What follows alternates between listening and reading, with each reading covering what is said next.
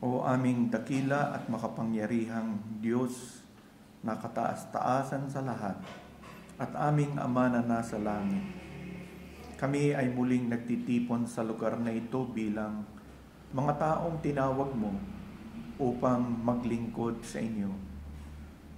Mga tao, Panginoon, na biniyayaan mo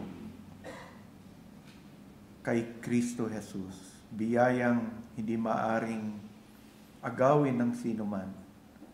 At tunay na kami nagpapasalamat sa pagpapalang yan at maging sa patuloy na pangangalaga mo sa iyong mga tao. Nagpapasalamat kami na binuksan mo muli ang araw na ito at mayroon kaming opportunity na ipahayag sa inyo ang aming pag-ibig sa inyo at sa inyong anak na si Jesus.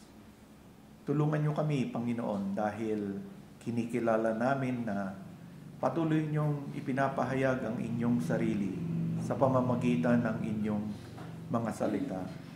Kagaya ng sinabi ng iyong anak na si Jesus, that Scripture speaks of Him. Tulungan niyo kami dahil alam namin, kailangan namin ang iyong mga salita sa buhay namin dito sa mundo na ito. At nawa buksan niyo patuloy ang aming kaunawaan sa mga katotohanang kailangan namin, higit sa lahat dito sa aming iglesia, upang ang hangarin namin to do things orderly for your honor and glory ay magawa namin. We commit to you our Sunday school study this morning in Jesus Christ's most precious name. Amen. Kasalukuyan pinag-aaralan natin sa Sunday School yung third kind of confession.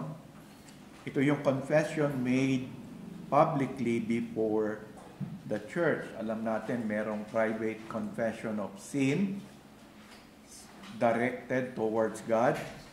Meron ding yung personal o yung relational. Iba't iba ang tawag doon. Confession to one another na ginagawa natin kung tayo ay nagkakasala laban sa isa't isa. Nandito tayo sa ikatlo, confession made publicly before the church. At alam natin, itong uri ng confession na ito, nagbo-border siya around the issue of church discipline sa Scripture. Kaya hindi mo maialis ang pag-aaral nito sa bagay na yun. Yung isang uri ng public confession of sin ay yung ginagawa natin sa panalangin. Yun yung positive, di ba? Minsan meron tayong time of prayer as a church whereby we confess our sinfulness before God. Yun yung positive dahil natuto tayo na yung mga nauna sa atin, mga saints, especially sa Old Testament, they publicly acknowledge hindi nila nagagawa lahat ng ayon sa kalooban ng Diyos. Nandito tayo doon sa more negative na related doon sa tinatawag nating church discipline. And I began the discussion of this subject that speaks about yung special discipline ng mga church officers.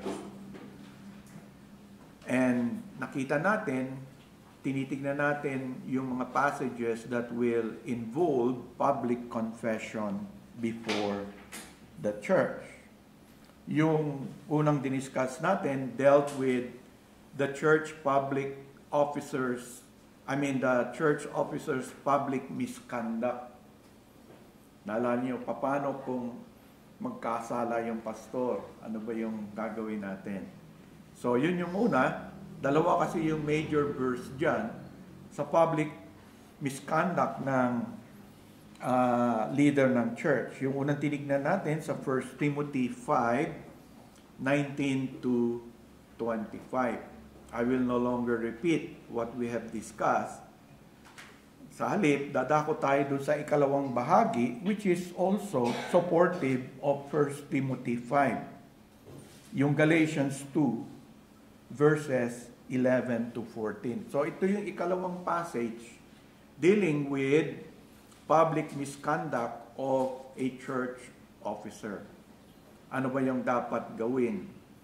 At pinag-aaralan natin dito because it involves public confession before the church. Kung makita natin na ito yung ginawa ng official, ang difference niya doon sa Matthew, di ba doon sa Matthew, yung private sin against an individual, you go. Pag hindi siya nakinig, you bring two witnesses. Sa 1 Timothy, pag church officers, huwag ka kaagad mag-charge kung hindi kayo 2 or 3. Pag 2 or 3 kayo, direkta na yon. Direkta, pwede mong i-publicly rebuke yung officer. Kausapin niyo siya, pag hindi siya tumanggi, dahil 3 na nga kayo, or 2 or 3 na kayo, pwede na kaagad i-present sa church. Yun ang difference. Mas malaki. At ito rin yung sinasabi dito sa Galatians 2, beginning verse 11, Now when Peter had come to Antioch, I withstood him to his face, because he was to be blamed. For certain men came from James, he would eat with the Gentiles, but when they came, he withdrew and separated himself, fearing those who were of the circumcision. And the rest of the Jews also played the hypocrite with him, so that even Barnabas was carried away with their hypocrisy. But when I saw that they were not straightforward about the truth of the gospel, I said to Peter before them all, If you, being a Jew, live in the manner of Gentiles and not as the Jews, why do you compel Gentiles to live as Jew? So dito nakikita natin yung pangyayari. So itong passage na ito is written very dramatically. Sabi nga ni Sinclair Ferguson doon sa kanyang aklat, this narrates the very dramatic encounter between the Apostle Paul and the Apostle Simon Peter, who is called Cephas in this passage, when Paul confronts him because of the inconsistency between his convictions about the grace of God in the gospel and the pattern of life to which he had fallen back because of the presence of some people from Jerusalem. Parang yung, kung naalala nyo yung binanggit ni Pablo kay Timothy, dapat yung pattern of living mo, yung doktrina mo, tsaka yung life mo consistent. So dito, merong doktrina na sang-ayon si Pedro, pero nakita na yung naging action niya publicly, hindi consistent doon. So, yun po yung tinutukoy. And Paul says, I withstood him to his face. Meaning to say, publicly. Dahil publicly ginawa mo yun. Publicly, ganon mo gagawin. So, there is a rebuke. Very similar to 1 Timothy 5. So, kaya nga ang tawag natin dyan, a public misconduct. So, nangyari ito nung bumisita si Pedro sa Antioch. Antioch is the territory, kumbaga sa ni Paul. Kung titignan ninyo, di ba dyan tinawag sila ng church sa Antioch, sila ni Barnabas, dyan na-affirm yung pagiging missionary ni Pablo para sa mga hentil. So, sa church sa Antioch. So, si Pedro, napabisita doon sa Antioch. Hindi binigay sa atin yung mga detalye kung anong sadya niya doon. No? This church was an integrated church na comprising both Jews and Gentiles. So, integrated sila like Barnabas and Titus. No, nandun din sila. So, while in Antioch, sabi ng verse, Peter used to eat with the Gentiles and he was enjoying wonderful fellowship with them. Pero sabi sa verse 12, for before certain men came from James, he would eat. But when they came, he withdrew and separated himself. So, makikita mo yung for is a term for explanation. Pinapaliwanag po dito ni Pablo kung ano yung circumstance na nag-led sa kanya na to do this publicly to the Apostle Peter. Kasi kung titignan nyo, sinabi ni Paul, kaya niya ginawa to because he was, or Peter was to be blamed. Verse 11. So before certain men came from James, Peter would eat with the Gentiles. When certain men came from James, Peter withdrew and separated himself. Sino ba itong mga certain men? Iba-iba po yung view dyan, but basically, dahil sila yung of the circumcision, I believe, it speaks more about the Judaizers. So, yun po ang, nung dumating yung mga Judaizers, nagkaroon ng problema. At ito yung nakita na behavior ni Peter. Alam natin, Peter is a known figure at siya yung kinikilalang leader ng grupo ng mga apostles at napakalaga nung kanyang naging behavior. Now, we want to understand why this eating with the Gentiles became a major issue. Bakit ba naging major issue to dito sa church? Ano ba yung problema kung makipag-share ka ng meal with a friend or dito, a brother in Christ? We must remember that the Jews and the Gentiles would never have a shared meal.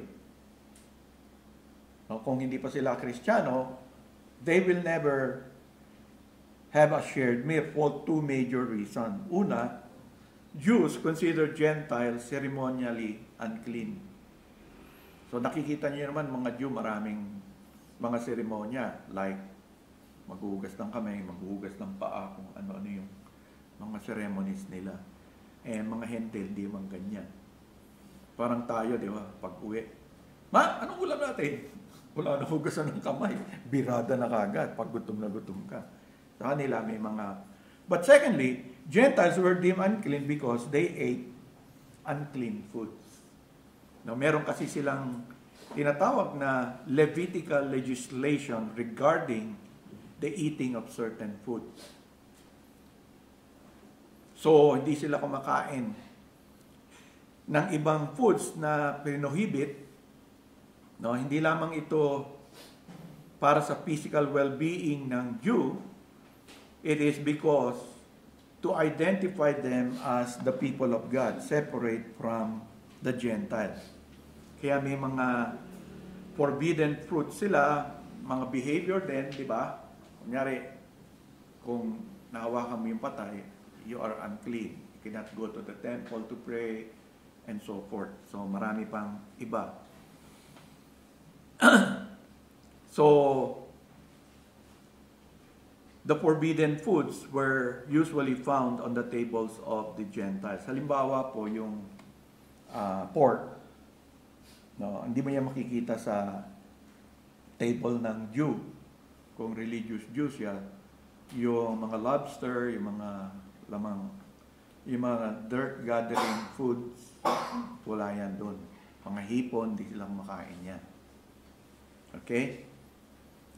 And these are the factors which kept the nation Israel apart from the Gentile world.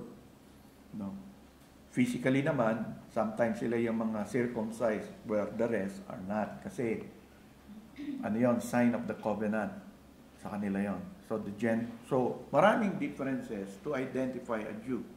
So for these two reasons, the average Jew would have had significant obstacles to overcome before he could eat with a Gentile. Kaya, pagdating ng New Testament, pinagtatalunan, di ba? Like, should we still eat blood? So, I may be different from you. I don't eat that. No. I consider that a New Testament teaching. in Acts, no? That it is forbidden for Christians. So, pero pagdating ni Christ, yung mga distinction na yon, alam natin, have been swept away. In Ephesians 2:14, sabi diyan, He Himself is our peace, who has made both one, and has broken down the middle wall of partition, having abolished in His flesh the enmity, that is the law of commandments contained in ordinances, so as to create Himself one new man from the two, thus making peace. So, both Jew and Gentile, may mga dividing wall yon. Sabi, in Christ, inalis yun. Lalo na yung mga law of the commandment contained in ordinances. So, although this practice of eating with Gentiles a taboo, alam ni Pedro that God has viewed it differently. Naalala niyo yung vision niya sa Acts 10? Yung doon nakita niya, through the vision of God, yung mga foods ba na bawal. Peter learned that there no longer was a difference between Jews and Gentiles as far as God was concerned. In Acts 10 verse 9, the next day as they went on their journey and drew near the city, Peter went up on the housetop to pray about 6 hours. Then he became very hungry and wanted to eat. But while they made ready, he fell into a trance, and saw heaven opened, and an object like a great sheet bound at the four corners descending to him and let down to the earth. In it were all kinds of four-footed animals of the earth, wild beasts, creeping things, the birds of the air. And a voice came to him, Rise, Peter, kill and eat. But Peter said, dito lumabas yung pagiging hudyo niya. Kahit na sinabi ng Lord yun, Rise and eat. Ano sagot ni Pedro? Not so, Lord, for I have never eaten anything common or unclean. Hudyo kasi siya. Hindi ko kinakain yung mga yan. I've never done that. And a voice spoke to him again second time, What God has cleansed, you must not call common. So doon nagsimulang matuto si Pedro concerning that. In fact, in his sermon at Cornelius' house, sabi mismo ni Pedro in Acts 10 verses 34 to 35, I now realize how true it is that God does not show favoritism, but accept men from every nation who fear Him and do what is right. No? So, ibig sabihin, wala nang value kung yung mga hentil, ganun sila kumain, wala nang halaga yon para i-consider pa. So, si Pedro mismo ang nagsasabi nun. So, yan po yung generally ang pinag-uusapan dito. That is why, at least initially, sinabi ni Paul, Peter was eating with Gentile Christian. So pag sinabi yun, iba yung pagkain ng mga hentil. And Peter was eating with them. Yet, when certain men came from James, claiming to be his representative, Peter began to draw back. Bakit ginawa ito ni Pedro? Well, kitang-kita nyo sa text, fear. Because he feared the Judaizer. Not theological reason. He was afraid of those who belong to the circumcision group. In simple words, Peter bowed to peer pressure. Malakas siyang peer pressure. And bowing to peer pressure, Peter was denying the very principles he held to be true. And so, most likely, sabi ng ibang mga Bible scholars, he refused also to join the Gentiles in celebrating the Lord's Supper together. Remember, ang context parati ng Lord's Supper sa New Testament is, there is a real supper taking place. In that real supper, talagang, kaya nga doon sa Corinthians, di ba, pinagalitan ni Pablo yung mayayaman. dami silang dalang pagkain, supper sila, parang, ano bang tawag natin yung kakain tayo, kanya-kanyang dala. Oh, yun. Kunyari, mga ganon. So, ganon sila sa every Lord's Supper. It's a real supper. Before they start the supper, yun munang mag-Lord's Supper sila. And then, pagtapos na sila, tas kakain sila. After the supper, yung drinking of the wine. And then they close. So, ganun sila. Sabi ko sa asawa ko, parang minsan gusto kong gawin yung ganun. Ano? May Lord's Supper ka, tapos may dinner, tapos after dinner yung ano. Ganun kasi sila mag-celebrate noon. So, ano nangyari? Dahil bumigay si Pedro, at si Pedro ay isang kinikilalang leader ng mga Jew. Sabi sa Galatians verse 13, the rest of the Jews also played the hypocrite with him. Natangay pa pati mismo si Barnabas na miyembro ng church doon. Even Barnabas was carried away with their hypocrisy. So, doon kagad, alam nyo kung ano yung kasalanan na sinasabi ni Paul. Ano kasalanan ni Pedro? Hypocrisy. So, alam naman natin tayo that peer pressure in any context may be threatening. It's not easy to take a stand against your peers. Halimbawa, yung sinasabi kong maraming beses sa inyo, kung kasama niyo yung mga ka-office mate niyo, kakain sila ng pagkain, magpe-pray ka ba bago ka kumain kung dati mong ginagawa yun? I don't make big issues. Kung isang Kristiyano, hindi ko siya nakitang nag-give thanks bago kumain. I don't judge what is in his heart dun sa actions. Hindi ako ganun ka... pero kung ginagawa mo talaga yon, tapos suddenly, hindi mo ginawa, dapat tanungin mo yung sarili mo. Baka na peer pressure ka, nahihiya ka sa mga office mate mo. No? O kaya, nagkunwari ka, nagpe-pray ka na dilat ang mata. Thank you, Lord, sa pagkain. Ayaw mo magbaw, samantalang ang way mo is nagbabaw ka tuwing kahit mag-isa ka lang, no? Nagbabaw ka, you have to ask your heart because the God, kung ganun ang gawin mo, God knows everything. No? So, baka suddenly, natuto ka mag-pray na dilat yung mata. At tuwid na tuwid yung katawan mo. Sa akin, yun nga, you're giving to peer pressure. So, if you have been around certain people for many years, di ba? Lalo na yung malalakas din yung mga beliefs nila, it's not easy to take a stand against these people. Diba? Kahit Kristiyano, kunyari, marami akong kaibigan na full gospel. Kunyari, napag-usapan yung women pastor, malakas balog mo sabihin na that's not scriptural. There are no women pastors taught in scriptures at all.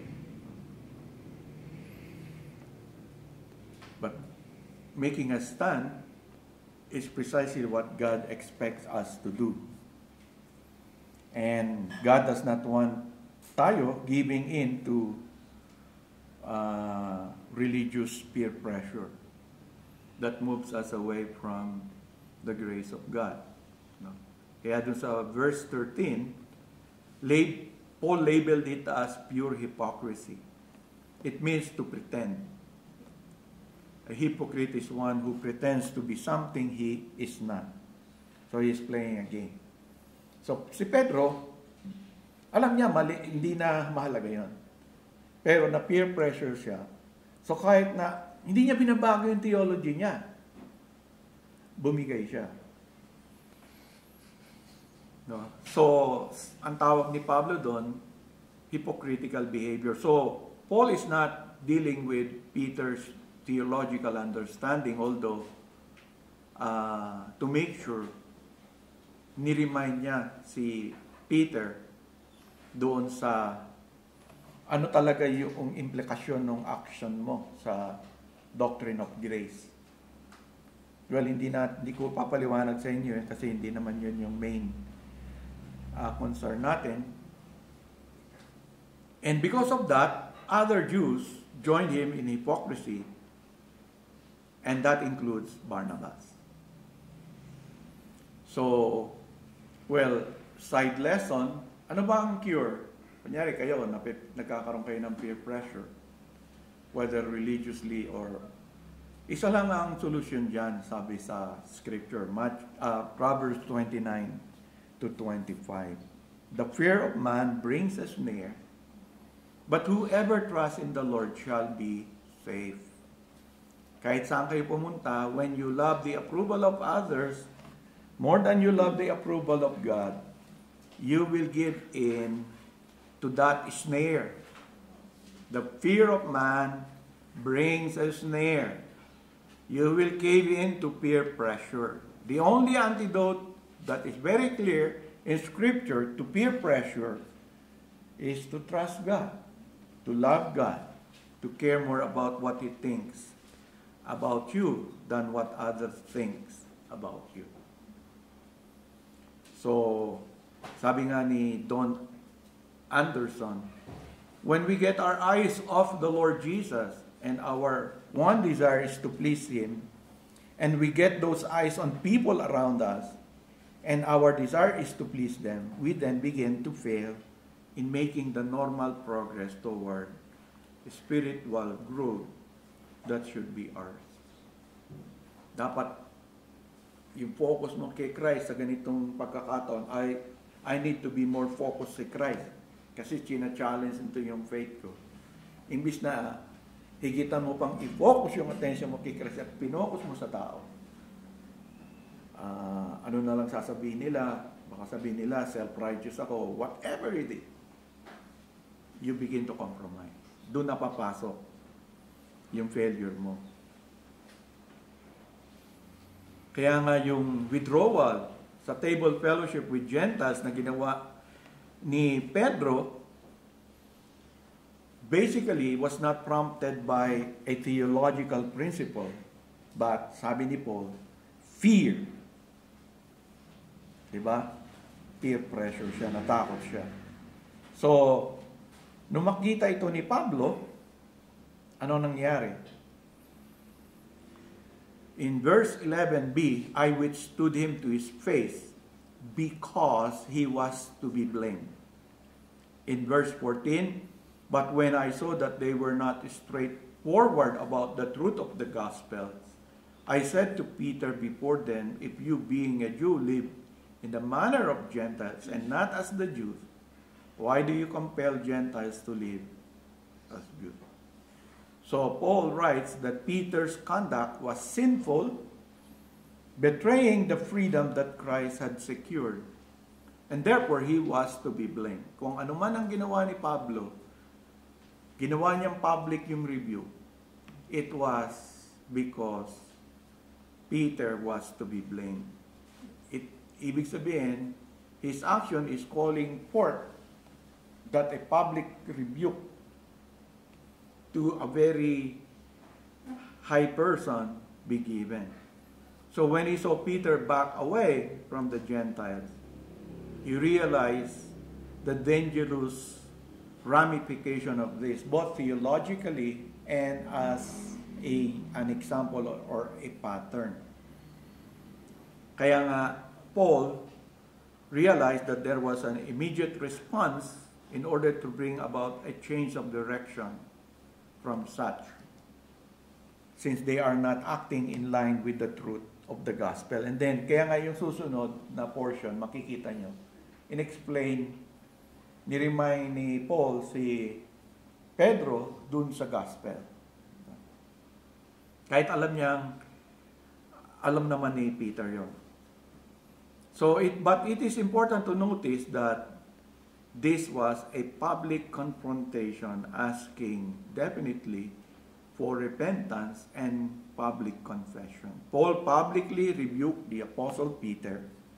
Why did he do this publicly?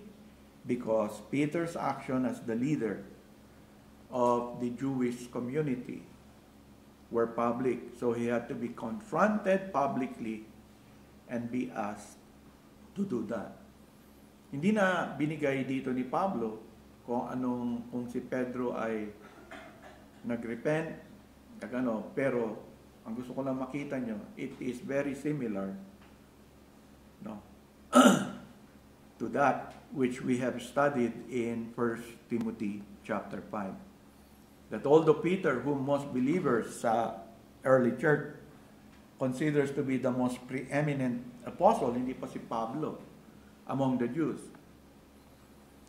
Paul did not hesitate to correct him when he was out of line with the truth. So we secondly learn that true doctrine always takes precedence over a person's belief, even if that person holds some high-rank position in religion.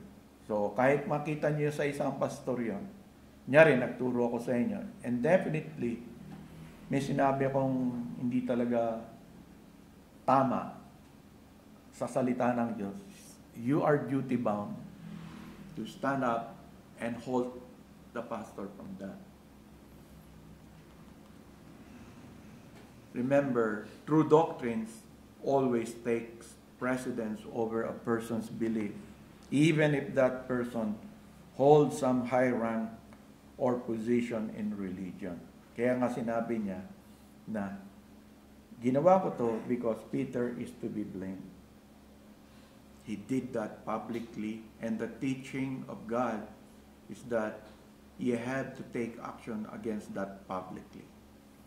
Later on, kung babasahin niyo yung mga writings ni Peter, it's obvious that Peter agreed with Paul's teaching. Kasi lumabas siya doon sa epistles ni Peter, yung issue na ito. So, sabi ni John Stott, Paul made no attempt to hush the dispute up or arrange for a private discussion from which the public or the press were excluded. The consultation in Jerusalem had been private, but the showdown in Antioch must be public. Peter's withdrawal from the Gentile believers had caused a public scandal. He had to be opposed in public too. So Paul's opposition to Peter was both to his face, verse 11, and before them all, verse 14. So, and Greg Nichols in his lectures doon nag-aaral kami sa Doctrine of Church, sinabi niya pagdating dyan sa special discipline of officers. Here, the Apostle Paul says that he faced Peter down publicly. He did not go privately to Peter because he was a man of repute and a man of high profile.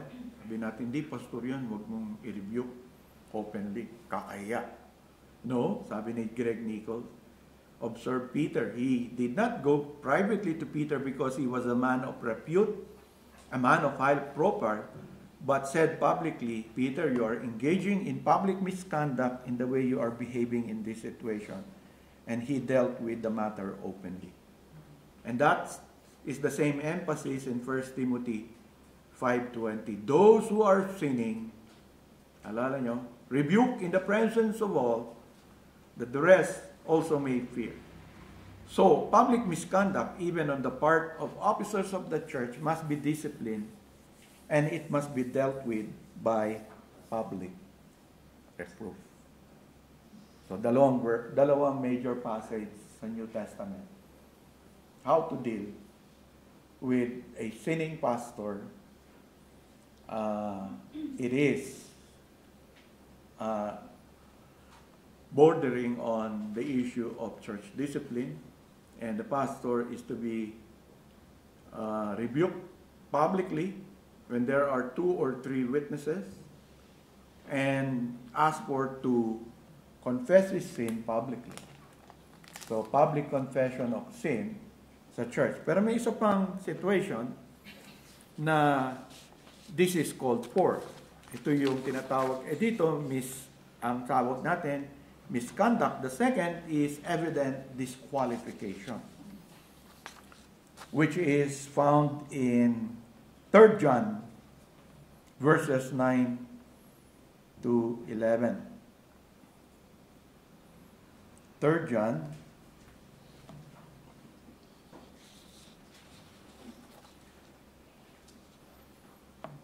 So, isang chapter lang po yan. No? Kaya,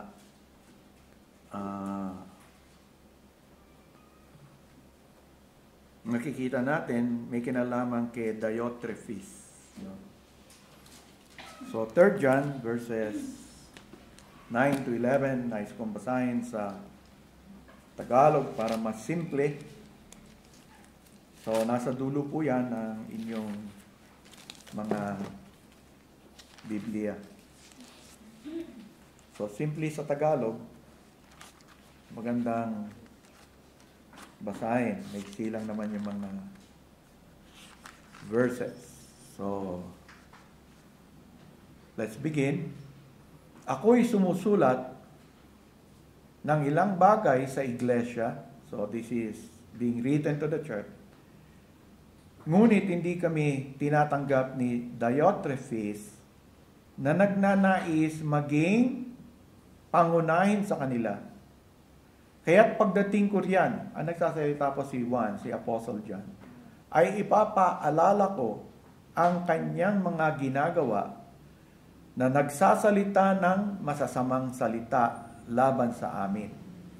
At hindi pa nasisiyan sa ganito, hindi niya tinatanggap ang mga kapatid at hinahadlangan ang mga nagnanais tumanggap sa kanila at pinapalaya sila sa iglesia. Minamahal, huwag mong tularan ng masama, kundi ang mabuti. Ang gumagawa ng mabuti ay sa Diyos. Ang gumagawa ng masama ay hindi nakakita sa Diyos. So, simple-simple sa Tagalog, di ba? Madaling maunawaan sa salita. And evidently, what we have here is a wicked man. No? So, excuse me, sandali.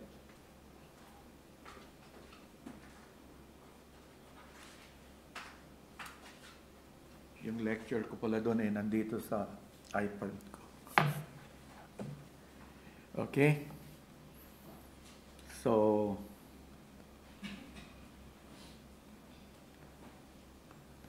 tingnan natin sandali kung ano yung tinutukoy dito po sa 3 John. Kasi ito yung isa ring passage na pwede nating gamitin para tignan kung yung tao ay o yung leader natin tama ang ginagawa kasi ang daming sinabi na mali. 'Di ba? So ang nagiging issue dito is an evident disqualification of the man who is already. Diotrephes is the pastor of the church. Kaya mahalaga.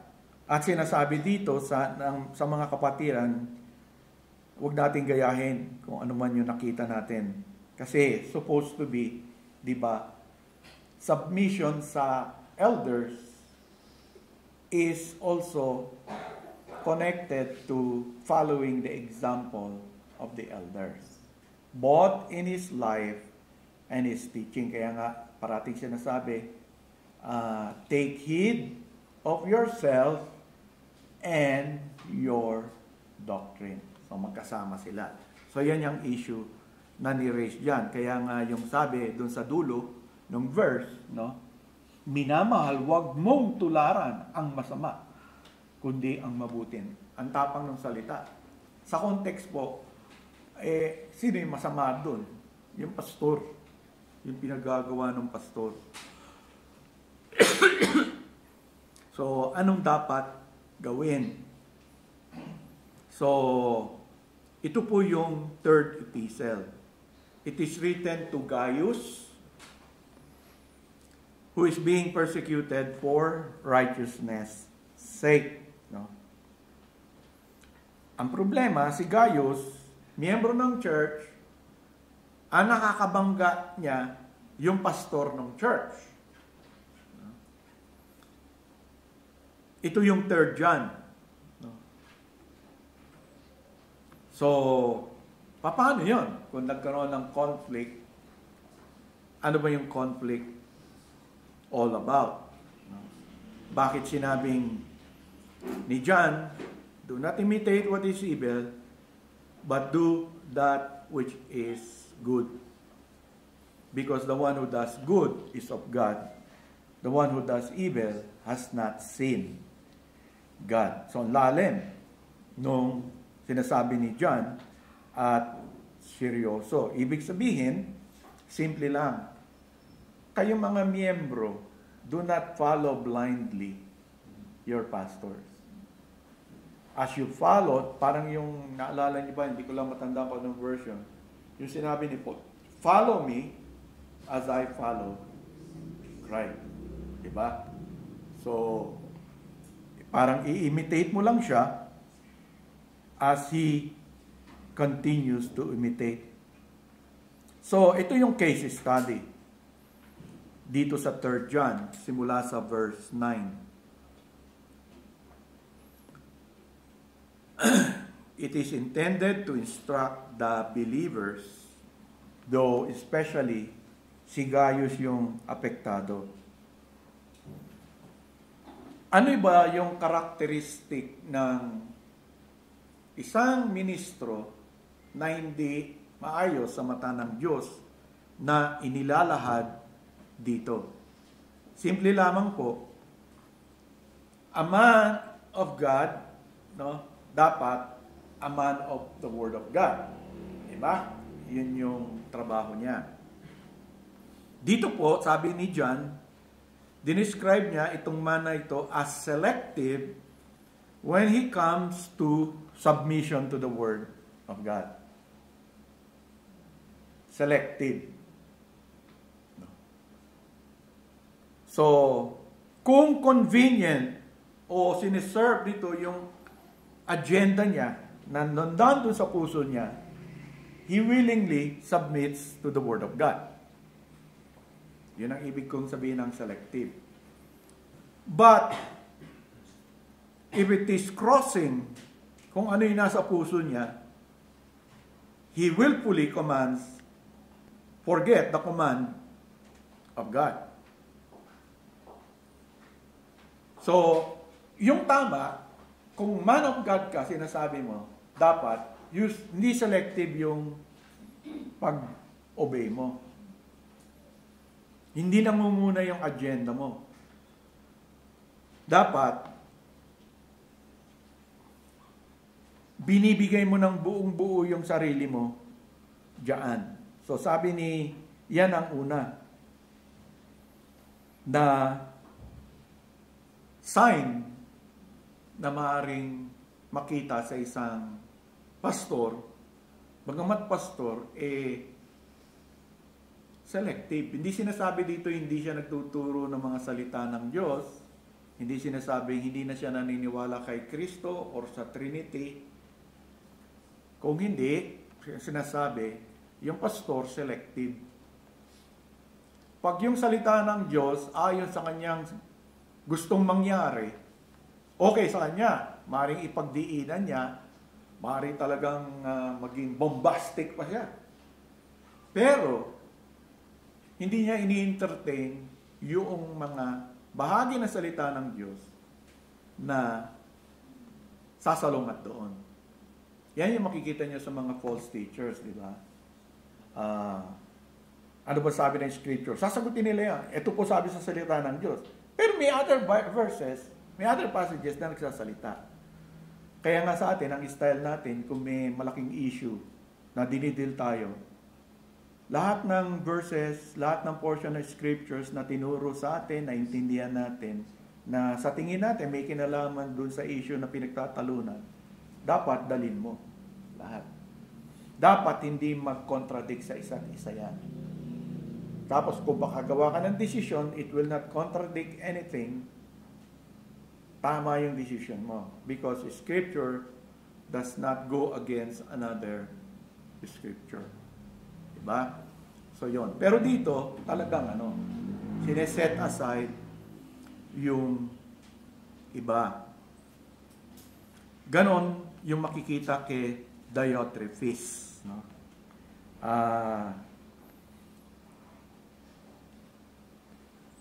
Kumbaga sa do not confuse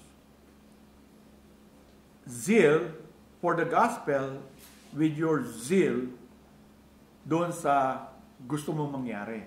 Kasi minsan sa mga pastor, yan ang problema namin. We can become zealous doon sa gusto namin gawin sa church. Imbis na maging zealous ka lang sa gospel.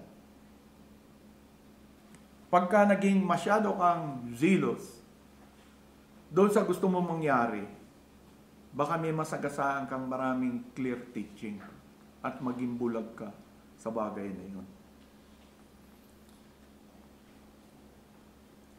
So, kaya pinaliwanag ni John, he loves being first. Yun ang description niya. Diba? Verse 9. Hindi kami tinanggap ni Diotrephes. Bakit? Kasi nagnanais siyang maging pangunahin sa kanila. Ayaw ni Diotrephes sa pastor na yung church may ibang kilalanin. No? Gusto niya siya parati bida. No? Yun ang he assumed a position of leadership dahil meron siyang either lust for power or lust for yung parang kailangan ako lang. So ganun po lumalabas dito. Samantalang sabi ni Kristo sa Matthew 20, beginning verse 25 to 20, you know that the rulers of the Gentiles lord it over them. Yun pala. Gusto niya, parang nalolord niya over. No? Lording it over them, and their great men exercise authority over them. It's not so among you, but whoever wishes to become great among you shall be your servant, and whoever wishes to be first among you shall be your slave. No? Kasi nga, ang pastor ay dapat nagkikare doon sa flock. Yung pagkikare mo sa kanila, di ba, parang yung tinuro din ni preach the whole counsel of God's word. Dapat lahat yun. Hindi ka pwede maging selective lang. Pangalawa,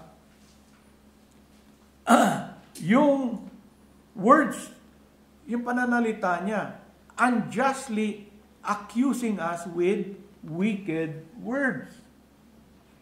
Nagsasalita ng masasamang salita laban sa amin. So hindi lamang nilolord niya over, ang ibig po doon sabihin, yung wicked words, malicious words. Malicious words are words caused to create pain sa kausap mo. Diba? Kaya nagbo-border doon sa salitang slander. Maraming hindi nakakaunawa ng slander as used in Scripture. When it is used, it simply means to speak against. Ephesians 4:31, Colossians 3:8, 1 Peter 2:1 and 12. No? Na ang emphasis, not on the validity of the word spoken, but on the manner of what is spoken. Kukuha nyo? Slander, hindi siya primarily nakatuon doon sa validity. Maaring totoo yung sinasabi. Okay? Pero the way he says it, kahit na totoo yung sinasabi, kunyari, sinabi mo, yung pastor namin hindi na pogi, mataba pa. Totoo naman. Hindi pogi. Hindi naman mataba siguro. Kanya-kanyang definition. Chubby lang, chubby. Maring totoo yung sinasabi mo, pero yung intention mo is to insult.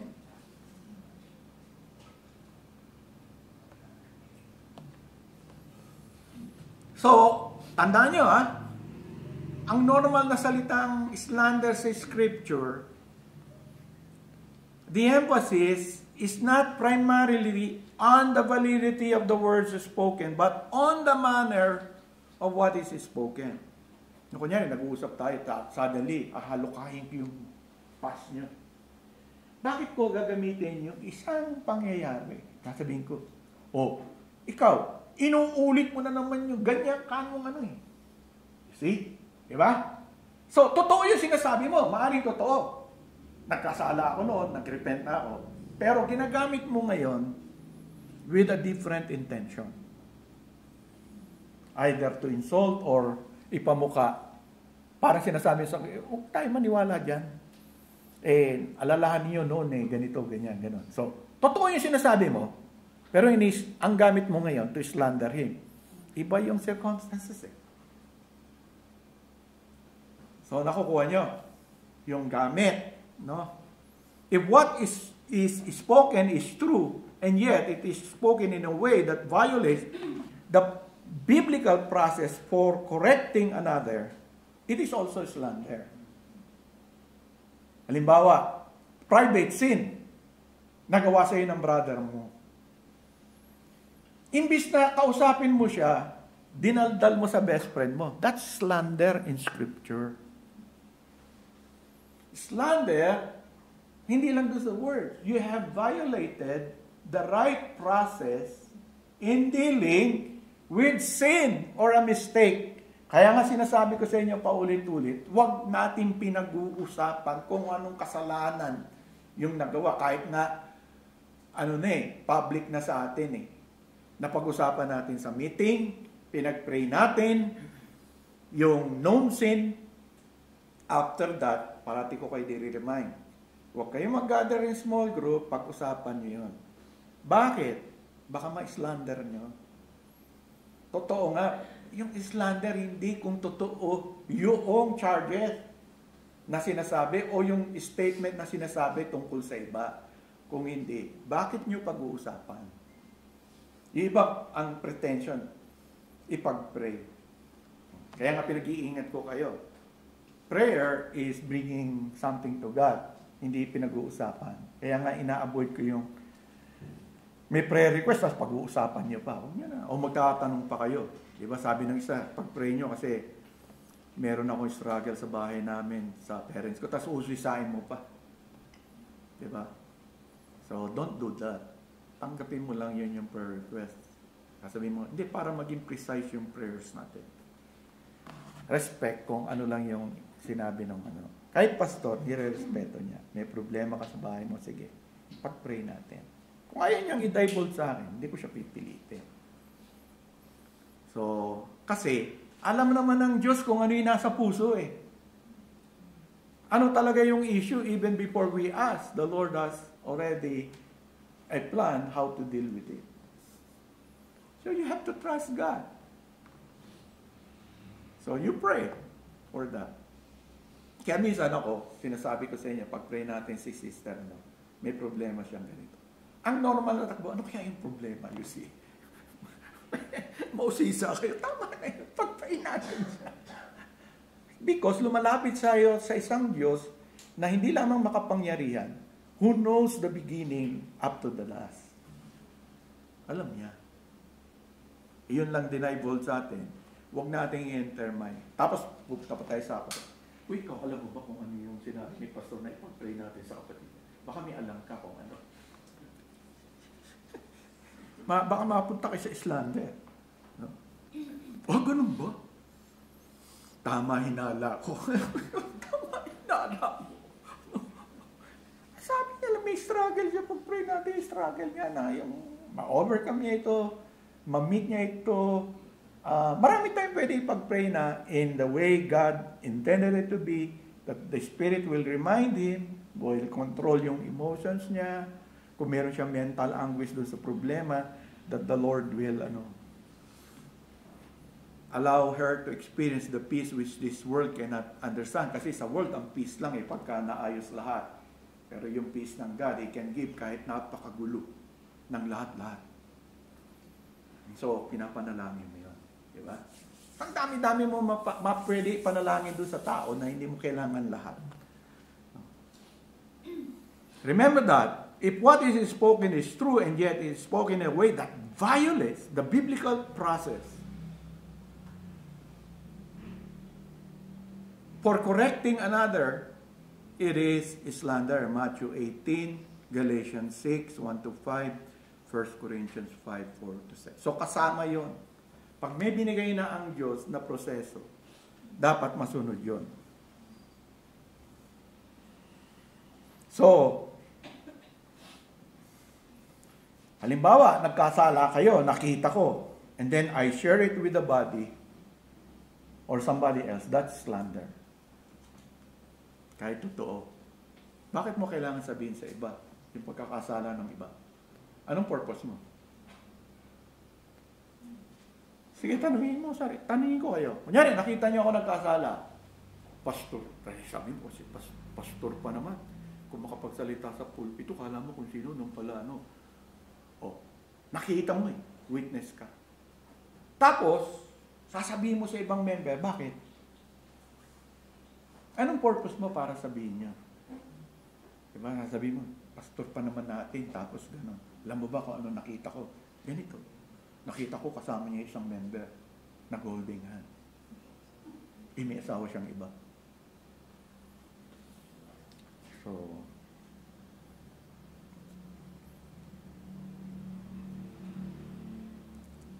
nakukuha niyo yung ibig ko sabihin. Tatanungin mo rin, anong purpose mo? Ba't mo sasabihin? Diba? Kung nakita mo siya, privately, ikaw ay nakakita, sabi ng scripture, go to him. I-rebuke mo siya. Kung mag-repent siya, then you have won. Kasi ang gusto mo, makorek eh.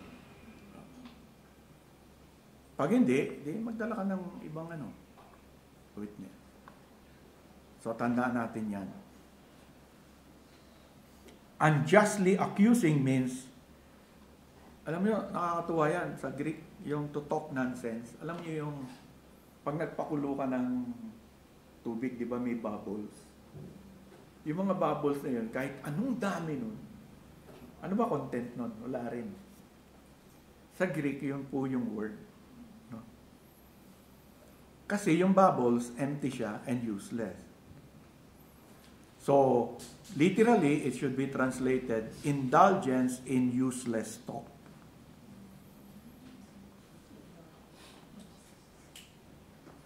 So, yun po. Kung pakikinggan mo, yung sinasabi ni Diotrephes tungkol dun sa kapatid, it's something useless talaga.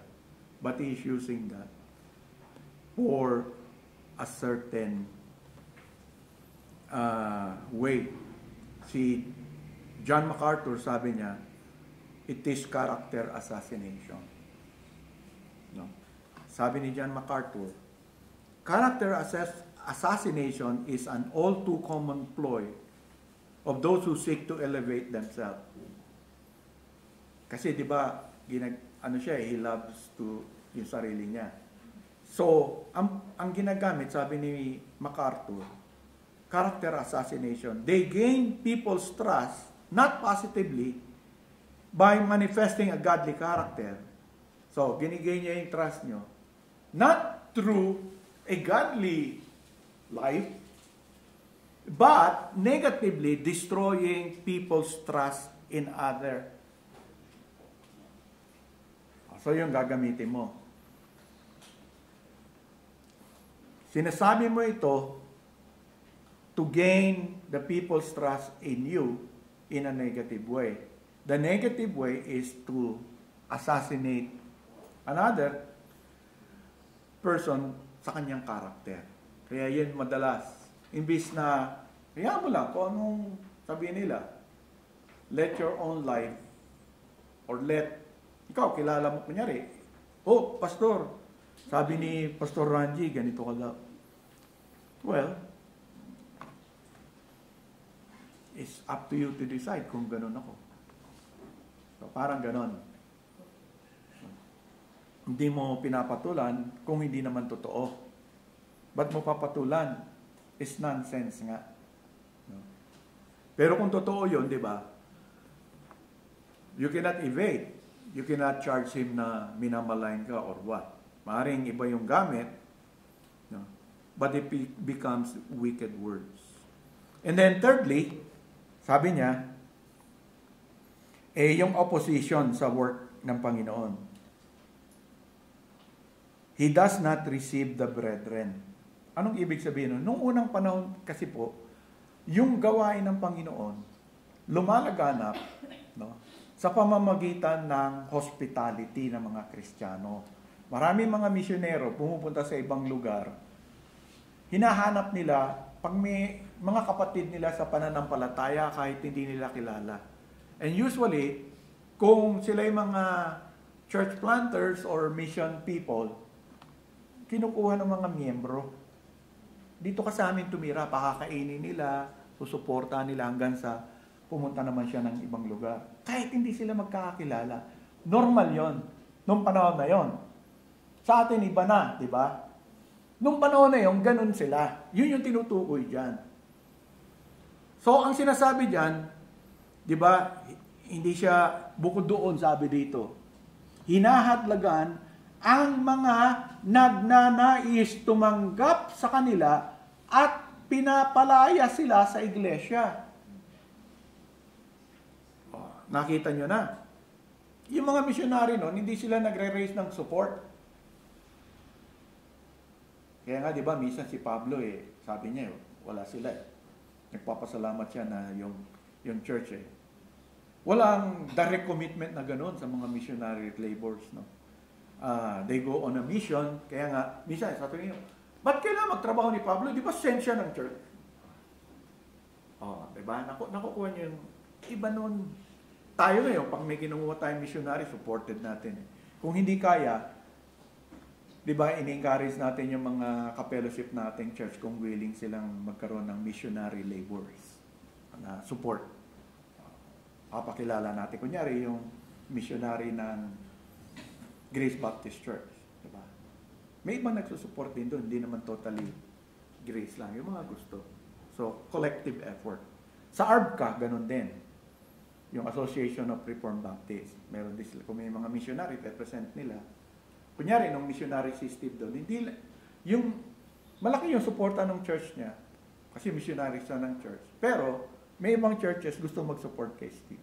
Kaya nga pag umuwi siya, binibisita niya yung mga churches na nagsusupport sa kanya, pinapaliwanag niya kung nasaan na yung ministry.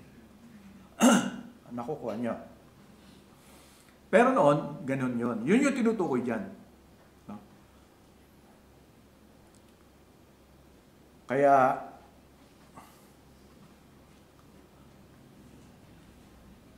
sa 3 John verse 8, they went out for the sake of the name, accepting nothing from the Gentiles. Therefore, we ought to support such men, that we may be fellow workers with the truth. Diba kaya tayo may mission fund? Minsan may mga churches na hirap talaga, mga pastor na hirapan sila. Kung pagkain lang, okay. Minsan nagkakasakit yung anak nila. So, we support them. Financially kasi hindi kaya ng church. So, ganon. May tulungan pa rin.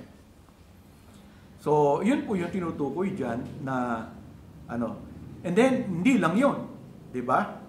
Pag hindi sila mag-agree doon sa pastor, kung anong gusto ng pastor, sa verse 10, He forbids those who desire to do so. Yung pastor, he cannot live na kayo, mag-support na kayo on your own. O sige, kung ayaw ng church, kunyari, kayo mag-asawa, nag-decide kayo, ano na lang, kaya ba natin? Supporta na lang. Pag nalaman ng pastor, yari kayo. Ino-oppose niya yun. No? At ang mangyayari, pinapaalis niya sa church yung mga hindi mag-agree sa gusto niya. Di ba ganun, pastor? Pag hindi kayo nag-agree sa akin, for whatever reason, paalisin kayo. Di ba? He forbids those who desire to do so and puts them out of the church. Alam niyo ba yung put out? It's almost equivalent to excommunicating them. Kaya nga ako,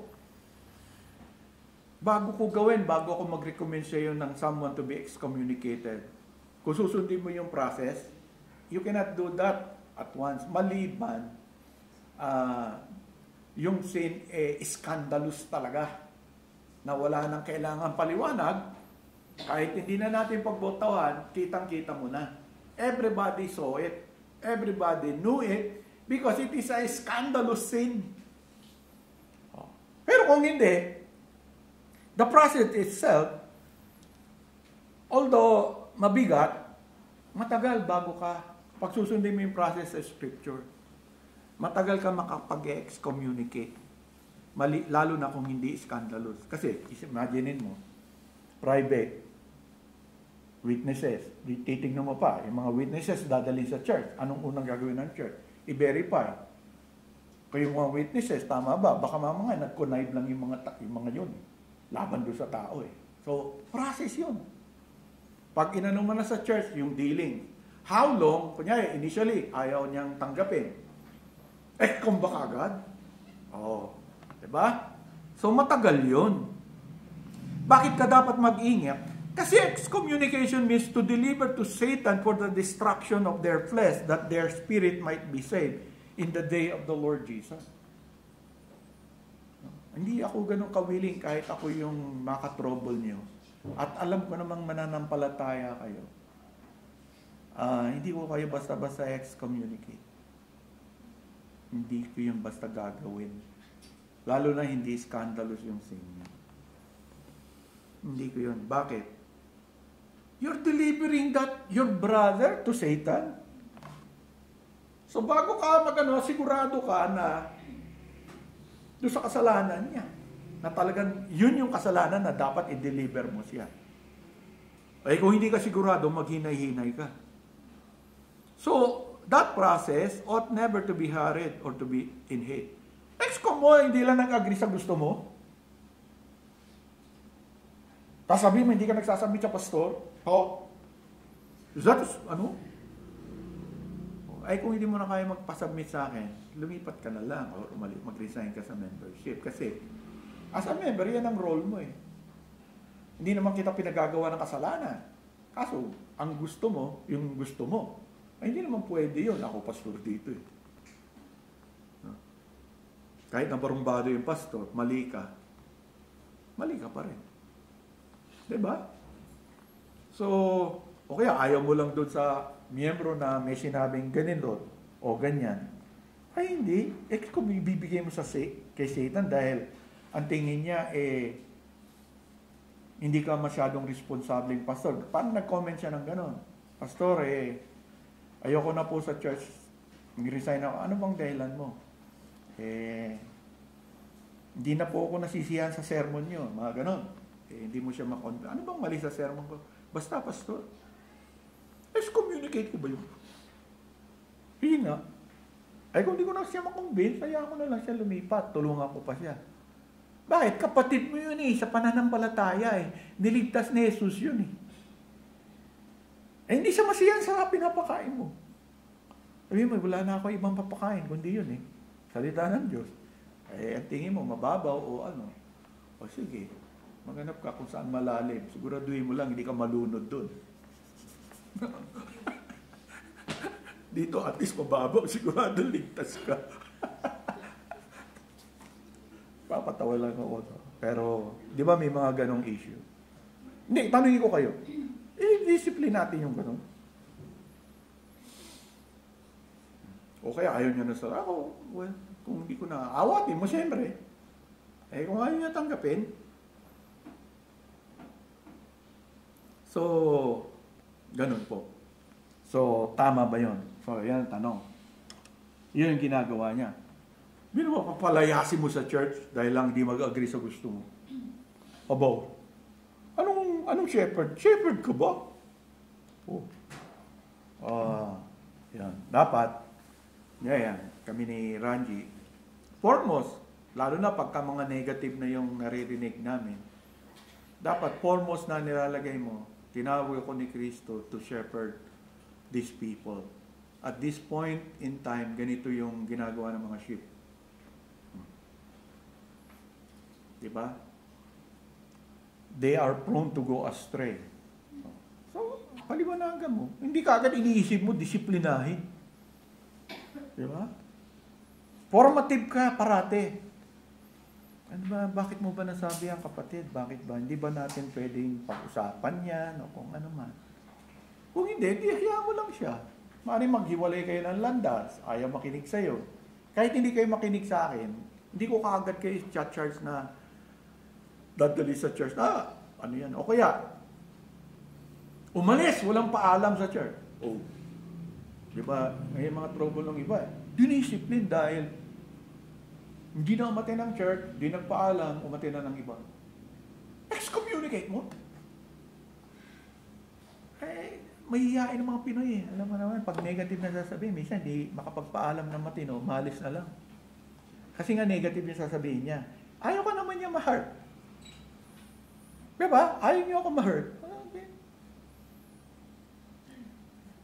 Diba kahit kayo meron kayong laban sa hindi nagugustuhan sa akin, parang ayaw niyo sabihin. Ganun tingin ko sa inyo eh. Mababait kayo.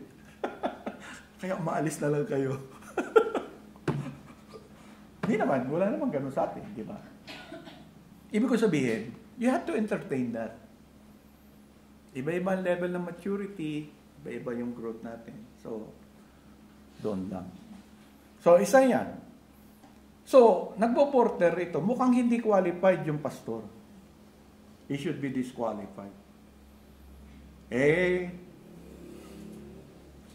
Paano pastor kung ayaw ng iba? Wala tayong magawa dyan. Hindi natin pwede pakialaman kung karamihan ng members ayaw nila o takot sila. Pero before God, alam naman ng Diyos yung bagay na yun. But, hindi po ako pastor na nagpapalayas. Basta-basta. Gusto ko manatili kayo dito, pumapag-usapan natin.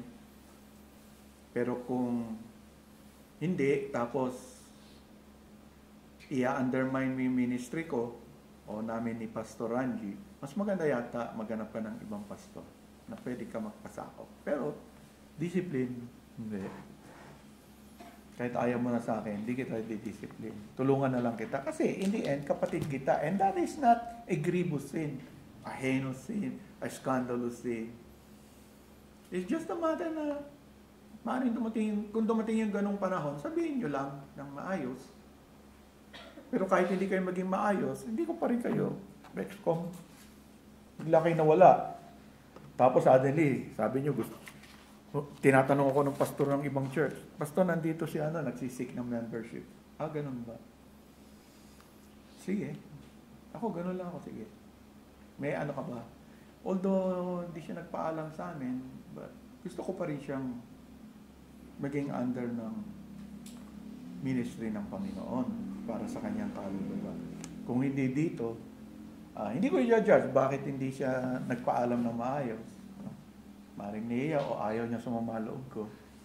Maganda rin sa isang banda. Tinago niya na lang sa sarili niya, hindi niya rin sinasabi sa pastor. Tinago niya na lang sa sarili niya kung ba't hindi, gusto ko na lang lumipat, pastor. Hindi ka naman hindi naman. Kaya, hindi ko alam si Ranji kung one day patay na ako. Kung pareho kami dyan. But I hope he will remember he is called to be a pastor. To care for the sheep. Whatever happens. Dapat, ang panalangin ko, hindi kami maging Diotrephes. Now, selective sa scripture kung yung sarili namin maapektuhan, hindi mo pwedeng gawin yan. Pag ginawa mo yan, discipline ka o lumayas ka. Okay. Diotrephes yan. Diba? Na para kay John, it should be a disqualification. Okay? So, lagpas. Gusto ko lang tapusin doon para makompleto ko lang yung So, siguro mga Ranji, mga 11:05 na tayo magsimula. Okay. So, tayo po ay magpasalamat sa Panginoon. Sana natulungan ko kayo sa bagay na yan.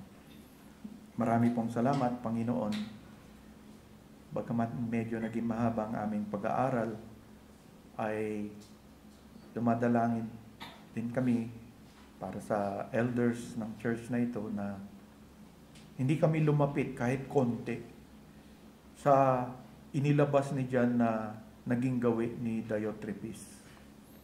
Ayaw po namin na kahit konti malapit sa ganoong pag-uugali, sa ganoong pagtrato sa mga anak po ninyo. Kaya nga po kami dumadalangin na tutulungan nyo manatili tama yung focus namin, that we are here to serve the people for whom you shed your blood, the sheep, Panginoon. Pangalagaan sila to the best we can. At kung dumating ang araw na hindi na kami yung best para sa kanila, still give us, Lord, the grace of the willingness to allow them to find a pasture where they can continually grow. At wag naming unahin yung sa isip namin, baka kung anong isipin ng iba. Allow us, Lord, na mas maging central sa amin kung ano ang magiging pagtingin mo sa amin bilang pinagkatiwala ang mong mga laga sa inyong mga tao, na ang iyong anak ang nagbuwis ng kanyang buhay. So help us, but also, Lord, help our congregation not to fear men unnecessarily dahil siya yung pastor ng church, but to fear you when the situation calls for it, to stand up. Follow the process properly that you have laid, at kung kailangan publicly rebuke kahit na ang elder ng church. That is the best way, Lord. Alam namin, ang pinaka-best sa buhay ng iglesia ay kung ano ang itinalaga mo.